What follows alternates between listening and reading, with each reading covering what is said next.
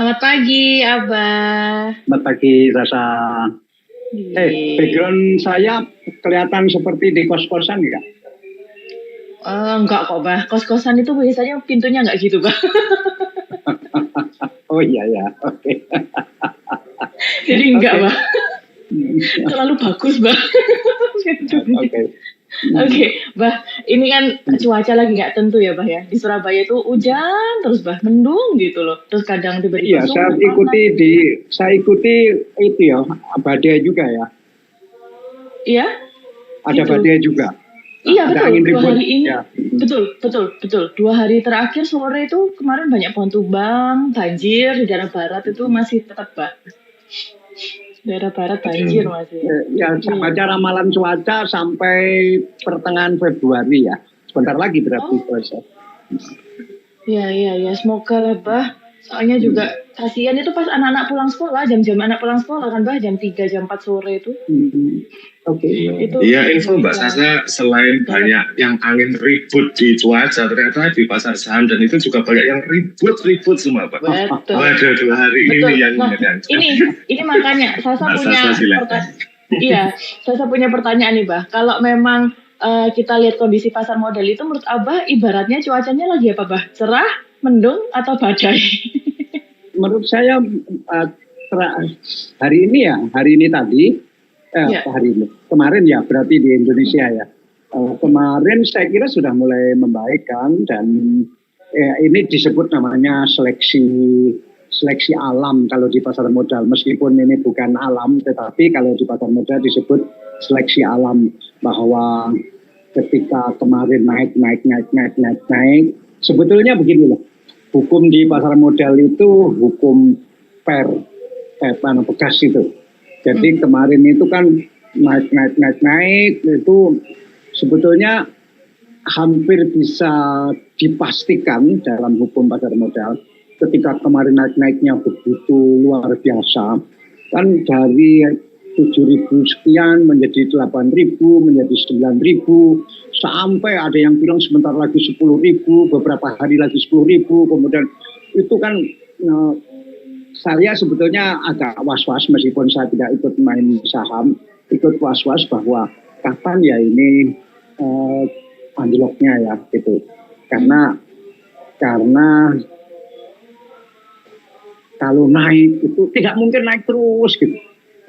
Kemudian kemarin menurut saya sudah ketinggian memang, yang hampir 10.000 itu sudah hampir 9.000, hampir 10.000 itu sudah ketinggian. Nah sehingga kemudian jatuh begitu. Nah sekarang jatuh.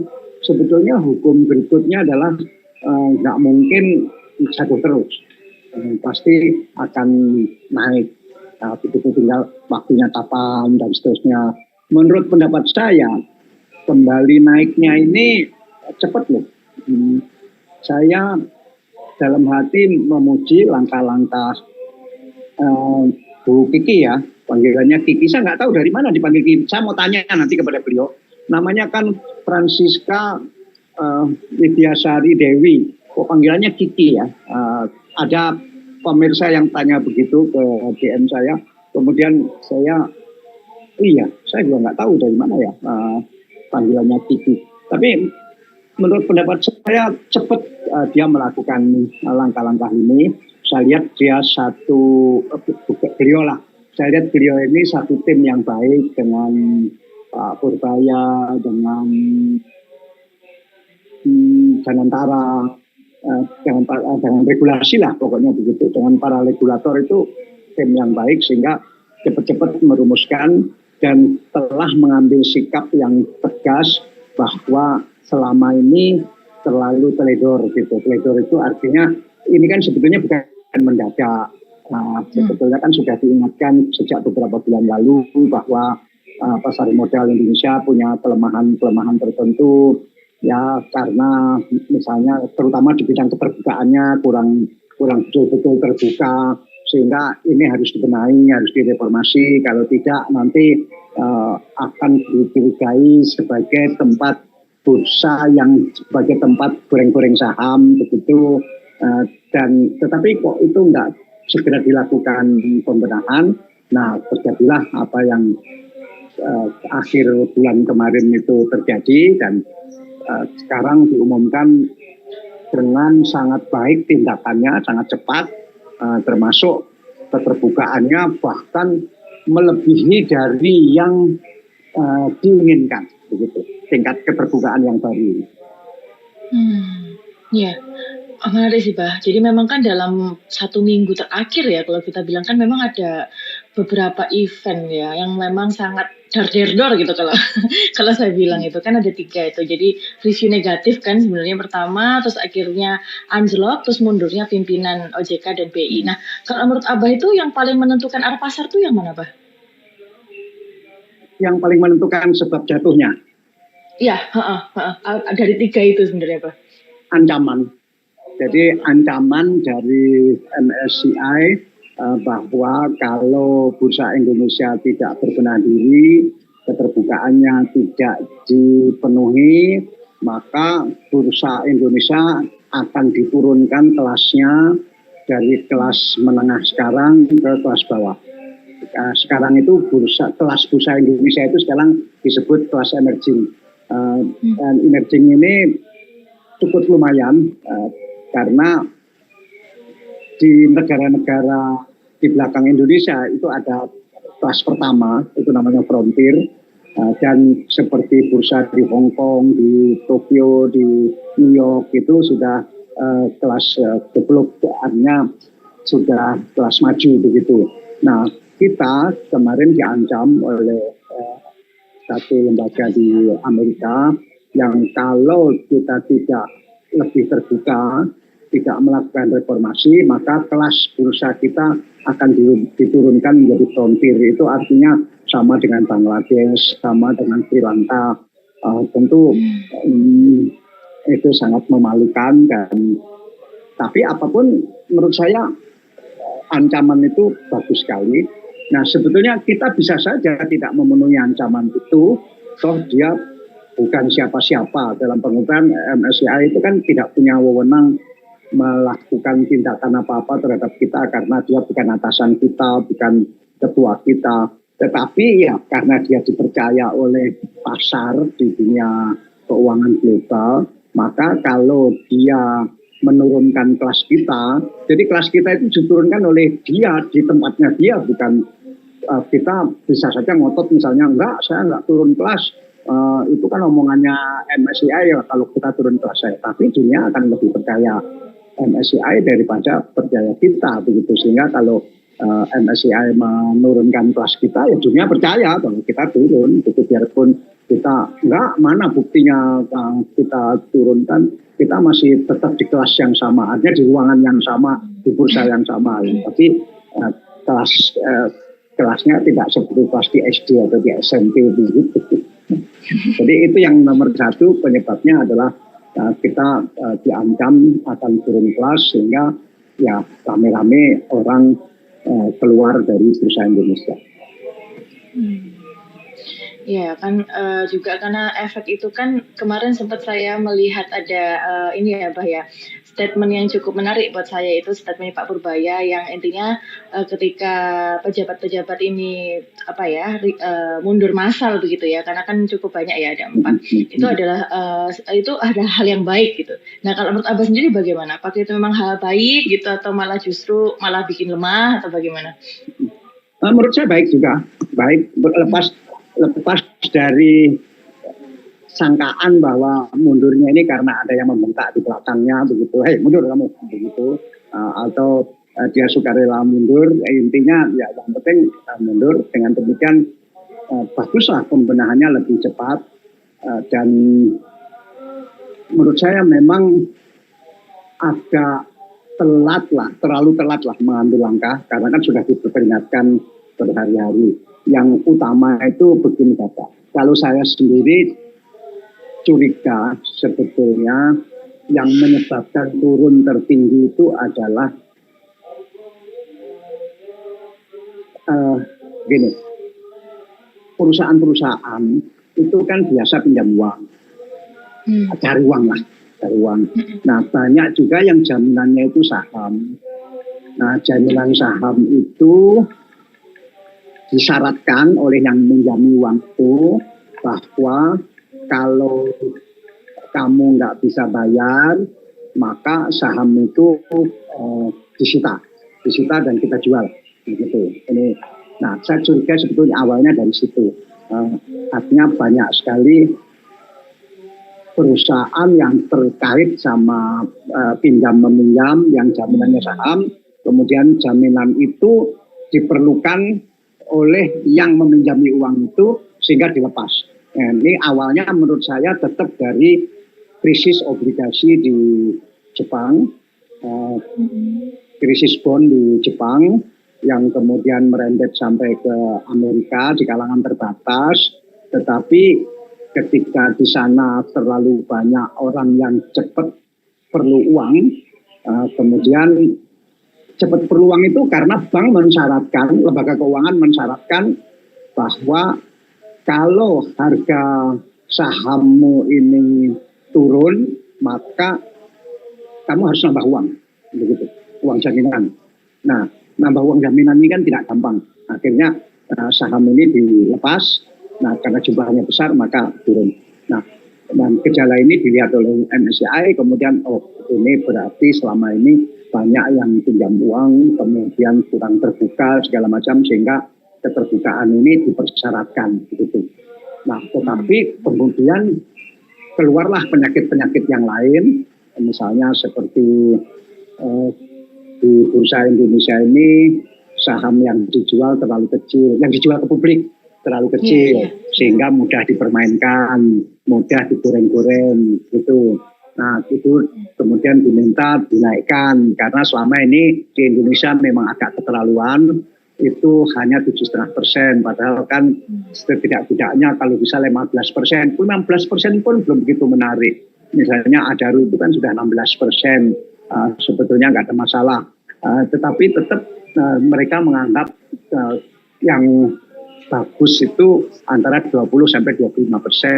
Tetapi saya lihat banyak sekali perusahaan-perusahaan yang go public di Bursa Efek Indonesia itu sebetulnya sudah cukup tinggi toh, sehingga kalau Bu Kiki mensyaratkan, artinya OJK yang baru mensyaratkan 15%, itu saya nggak khawatir akan membuat kesulitan para emiten dan bursa di Indonesia, sehingga persyaratan 15% menurut saya dengan mudah bisa dicapai. Dan kalau memang perusahaan mau go public, ya tentu niat go publicnya itu harus diwujudkan ketulusannya, yaitu dengan cara betul-betul melepas dalam jumlah yang cukup, bukan melepas sebagai pura-pura atau ya pokoknya yang penting kita go public, bahwa yang dijual sedikit saja, akan tidak begitu. Iya Pak. Berarti memang tadi seperti iya. Enggak lah, ya, bagi orang saham biasa saja, nggak mengerikan. Biasa saja. Sudah. Berarti bisa dibilang kalau nggak mengerikan, itu berarti lebih ke kayak tadi Abah bilang ya, hukum alam gitu ya Pak ya? Dari 15%. Iya, nggak mengerikan karena apa? Karena meskipun misalnya ada perusahaan yang kehilangan 10 triliun, ada yang kehilangan 20 triliun, seperti BCA itu meskipun turunnya tidak banyak, tetapi karena BCA itu aset kekayaan besar sekali, hampir 1.000 triliun. Maka kalau turun 6% saja, turunnya itu sudah kira-kira 20-30 triliun. Berarti kehilangan uang itu 20-30 triliun. Banyak sekali yang di pasar modal kemarin ini dalam 3 hari itu kehilangan 5 triliun, kehilangan 10 triliun, kehilangan 15 triliun dalam 3 hari. Itu banyak sekali. Tetapi ya itu kan sebetulnya apakah itu uang, kan itu angka-angka saja. Oh iya. Itu kalau harga balik kan berarti bisa kembali ya Pak ya? Iya, nanti suatu saat kembali lagi, atau yang tidak kembali pun kan kan begini ya, kalau kita ya, apakah apakah bedanya uang dan angka gitu. Jadi kalau saya menganggap yang kehilangan 10 triliun, 5 triliun kemarin kan beda dengan Sasa kehilangan uang 1 juta, kan beda. Kalau mereka kehilangan uang 10 triliun itu sebetulnya kan kehilangan angka.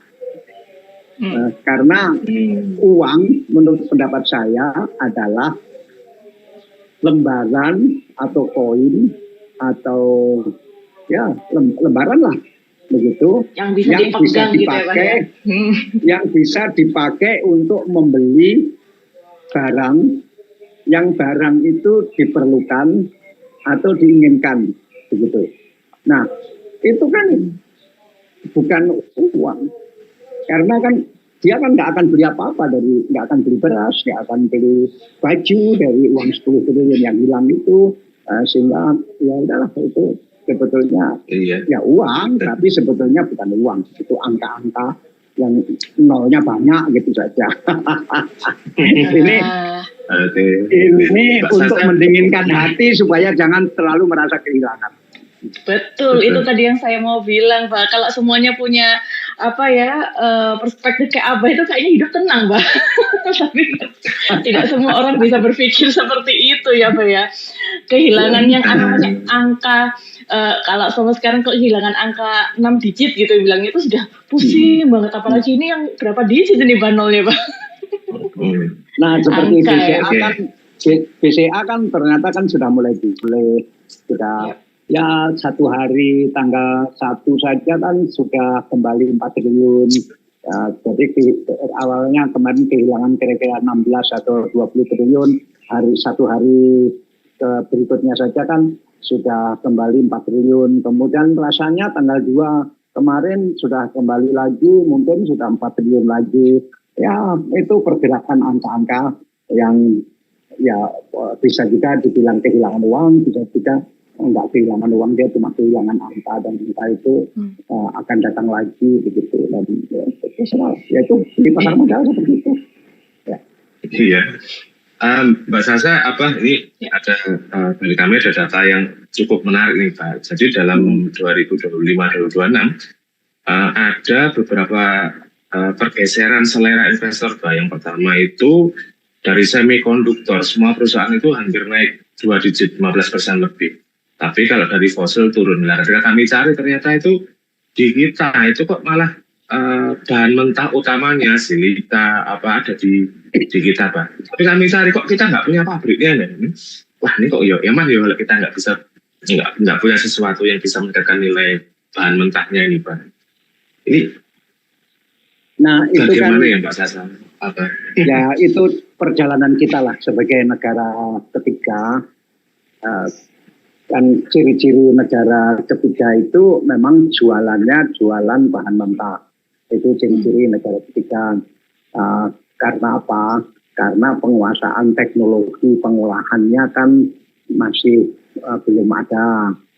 Karena misalnya ini untuk memproses silika menjadi kaca, itu kan teknologinya teknologi tinggi. Kita belum punya teknologi itu. Kemudian untuk memproses biji besi menjadi baja juga pakai teknologi tinggi. Pertama teknologi, kedua juga biayanya besar sekali. Nah kita berada sebagai negara yang jualan barang mentah itu. Tentu hukumnya yang jualan barang mentah itu hasilnya sedikit. Nah kemudian pelan-pelan diharapkan nanti semakin maju kita jualan barang setengah jadi. Jadi tahapnya jualan barang mentah dulu, kemudian pada tahap berikutnya bisa jualan barang setengah jadi, kemudian pada berikutnya lagi nanti jualan barang jadi, pada berikutnya lagi nanti jualan teknologi begitu. Nah kita sebetulnya pada akhir tahun 1998 itu bangsa kita sudah hampir menjadi negara industri. Bangsa kita bangsa industri sebetulnya. Tetapi kemudian terjadi krisis moneter, Anda belum lahir mungkin. Nah dari situ maka menjadi mundur lagi. Tahapan kita sebetulnya sudah hampir menjadi negara industri. Kemudian mundur lagi karena krisis moneter itu, kemudian terjadi kerusuhan, kemudian banyak sekali pabrik-pabrik yang sebetulnya nilai pabrik itu sudah cukup tinggi, kemudian banyak yang tutup. Kemudian setelah kita tidak jadi menjadi negara industri, kita kembali menjadi negara penjual bahan mentah. Nah, akhirnya menjadi pedagang. Sebetulnya proses bernegara memang begitu. Awalnya jualan barang mentah, kemudian menjadi dagang bahan mentah, kemudian menjadi mengolah bahan mentah itu, menjadi setengah jadi dulu, kemudian mengolah bahan mentah itu menjadi bahan jadi, tahapnya begitu. Nah, kita sudah hampir masuk tahap 3 waktu akhir Orde Baru itu, tapi karena krisis moneter kita mundur lagi. Nah, kapan kita akan kembali menjadi negara industri lagi? Nah, ini tentu ada tahapan-tahapan yang harus dimasuki. Tetapi ketika tahapan-tahapan itu di depan kita, sifat industri itu berubah. Artinya dari industri-industri lama ke industri-industri baru. Maka semikonduktor, kemudian chip, kemudian solar cell, dan seterusnya, komputer yang kaitannya sama teknologi tinggi itu dimasuki oleh negara-negara maju dengan kecepatan tinggi. Nah, sehingga kita ini harus mengejar 2 arah. Pertama, kita mengejar sebagai negara industri, tetapi industri pun tidak industri seperti dulu lagi. Ini harus industri yang baru lagi. Jadi memang harus bersabar. Anda tidak bisa mempersoalkan kok kita nggak bisa, harus bersabar karena kita memang belum sampai tahap itu. Nah, kapan kita akan memasuki tahap itu? Inilah yang perlunya kita menata ulang kenegaraan kita. Karena begini, kita kan reformasi ini sudah 25 tahun. Dan selama 25 tahun ternyata kemajuan kita kecil sekali. Nah, apakah kita akan terus seperti ini? Kalau kemajuan kita kecil sekali, ya kita tidak akan sampai ke yang Anda pertanyakan tadi. Nah, misalnya begini ya. Untuk bisa menjadi negara industri itu kan modalnya besar. Tetapi kan kita ini, GDP kita kan masih sekitar 1 triliun US dollar. Nah, mungkin sebentar lagi beberapa negara mungkin mengejar kita. Dan ini yang kita harus lari itu karena itu. Gitu. Nah, kita ini kan nggak bisa lari sekarang. Hambatan untuk lari, artinya kalau bahasa saya, yang ngirim peti itu membuat kaki kita nggak bisa lari, keserimpet, itu banyak sekali. Dan menurut pendapat saya, politik sangat menghambat kemajuan kita. Nah, tetapi kan kita sudah sepakat untuk kita ini berdemokrasi. Nah, tetapi kan itu menjadi serimpetan untuk maju karena terbukti bahwa kita banyak boros luar biasa karena demokrasi ini, begitu. Tapi kita sudah sepakat untuk demokrasi. Dan saya tidak tahu apakah ketua-ketua umum partai politik itu memikirkan ini ya, begitu. Yang saya khawatir jangan-jangan ini tidak dipikirkan. Apalagi tahun ini kan sudah memasuki tahun politik. Orang sudah sibuk lagi berpikir bagaimana menang di pemilu yang akan datang. Ini partai-partai sudah mulai ngomong tentang berapa harus menguasai kursi di parlemen. Sehingga apakah kita sempat ya memikirkan bagaimana negara ini maju dengan menghilangkan hambatan-hambatan itu. Kok jadinya serius banget ya kita ngomong ini. Kalau ya, saya jadi sedih. Kita sudah dapat ini kemarin Mbak Sasa. Kita kan hilirisasi. Kita kan terpesona dengan kata-kata itu, Pak. Hilirisasi. Ya itu betul sih. Itu betul sebetulnya. Itu betul. Hilirisasi itu betul. Betul. Saya mendukung penuh hilirisasi itu karena masa kita jualan barang mentah terus gitu. Nah, Ya. tapi tinggal sekarang konsistensinya dan roadmap berikutnya ini, misalnya begini ya, hilirisasi nikel misalnya, tetapi tidak terkendali, sehingga ada yang menganggap bahwa hilirisasi ini dibuka habis-habisan, gitu, sehingga nikel kita sebetulnya tidak lama lagi juga akan habis, misalnya begitu. Nah, ini kan seharusnya di-maintain. Tapi ya terlalu berat lah kita ngomong ini. Iya, jadi memang kayaknya kalau dari apa yang disampaikan Abah itu memang seharusnya kita bisa, itu tadi sistemnya itu benar-benar harus jadi satu visi dulu ya Bah ya. Egonya diturunkan untuk for the greater good gitu. Tapi sosoknya siapa ya? Semoga lah bisa ini ya, bisa semakin. Kalau lihat 5 pemilu terakhir, Iya. saya terus terang tidak terlalu optimistis bahwa dalam 3 kali pemilu lagi, berarti 15 tahun lagi, kita sudah bisa mengatasi serimpetan di kaki kita itu.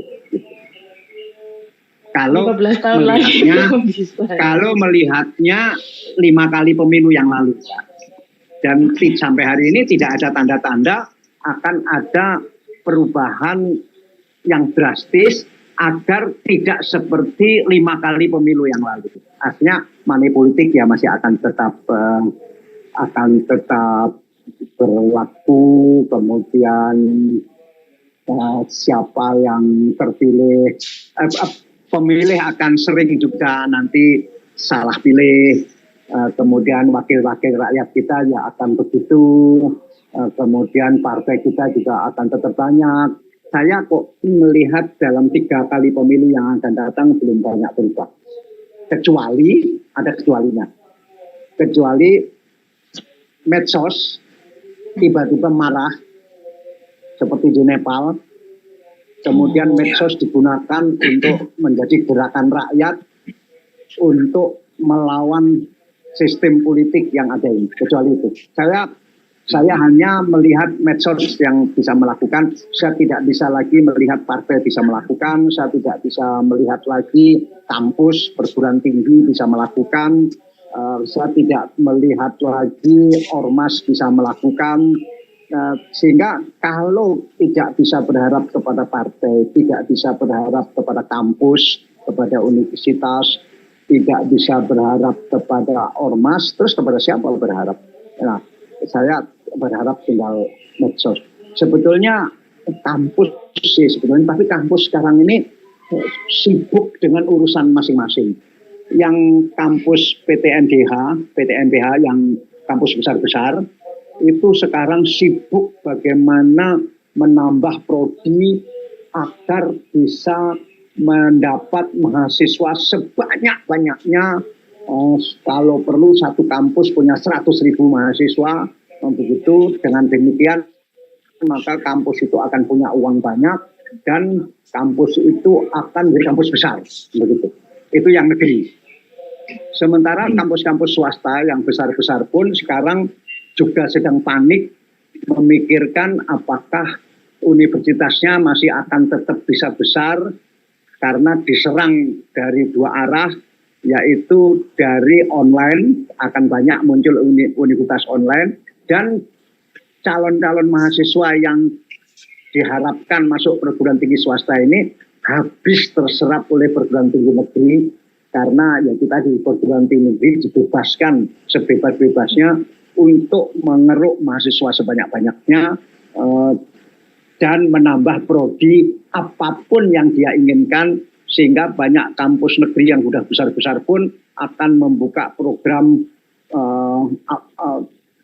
vokasi misalnya begitu. Pokoknya bagaimana kampus besar ini berpikir lebih besar lagi tanpa berpikir untuk menjadi universitas riset yang besar. Jadi kepada siapa berharap? Wah, oke deh, seru banget. Ya itu udah lebih waktunya. Kena industri, kena perguruan tinggi lagi. Kampus, aduh. Iya. Nggak cukup ini kalau ini nih. Ya. Mbak Sasa kalau boleh tanya terakhir Mbak Sasa. Kalau saya punya uang 5 juta nih Mbak Sasa, enaknya beli emas apa saham ya Mbak? Mumpung lagi rontok semua ini. Apa yang bisa? Ada doktrin begini, kalau kamu punya uang, jangan semua digunakan untuk satu hal. Jadi kalau Anda punya 5 juta, itu Anda simpen 3 juta untuk cadangan keperluan Anda, dan berarti kan masih ada 2 juta. Nah 2 juta itu dibagi-bagi, berapa untuk usaha apa, berapa untuk usaha apa. Akhirnya usaha apa ya yang bisa dibiayai dengan 1 juta ya? Jualan banyak lah. Iya, banyak yang bisa dilakukan. Kenapa bayangannya kalau kita punya uang 5 juta? Kenapa bayangannya, kenapa kalau kita punya uang 100 juta? Kenapa nggak begitu? Kenapa 5 juta? Ayo, kenapa yuk? UMR tadi, UMR. Nah, terlalu pesimistis lah ya. Bagaimana, kalau punya uang 5 juta, bagaimana? Begitu kan? Ya. Menurut pendapat saya, bagaimana agar jangan hanya punya uang 5 juta. Itu lebih oke tuh. Bagaimana nggak punya uang 5 juta. Mantap, Bah. Terima kasih banyak, Bah, ilmunya hari ini. Terima kasih ya. Thank you. Terima kasih.